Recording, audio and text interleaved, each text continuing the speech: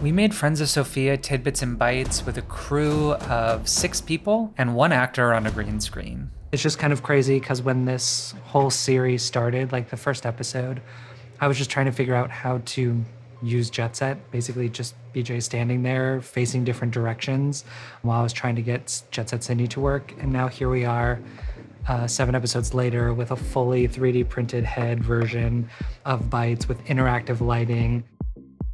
I used Jetset for the entire process. I would take the script, build a scene out in Blender, and then drop that into the Jetset app so I could find all my angles and come up with a previz edit of the episodes before we went into production, which made our production plan super efficient. On set, we used Jetset for a real-time preview of the scene and also for all of the camera tracking data, which was super helpful to show everyone exactly what we were getting. Shooting on a green screen with a 3D character has been fun. You would think like the idea of it is challenging, but Jetset has kind of like afforded me that ability to see kind of what the world looks like before stepping into it, so it helps the imagination. Getting to see myself in a futuristic, dystopian setting. We are going to use the tracking data in the phone to have the location in 3D space of where this flying drone robot is going to be. So we set this version of Jetset and the one on our cinema camera to have the same origin.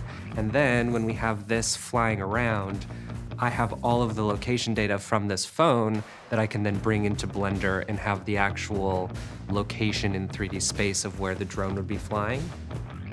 Jetset and AutoShot made the VFX process go incredibly fast by automating the early steps in the post process of, getting your footage in, getting everything tracked, and getting your project file set up. All that data comes directly from Jetset through AutoShot and then gets opened in a 3D program.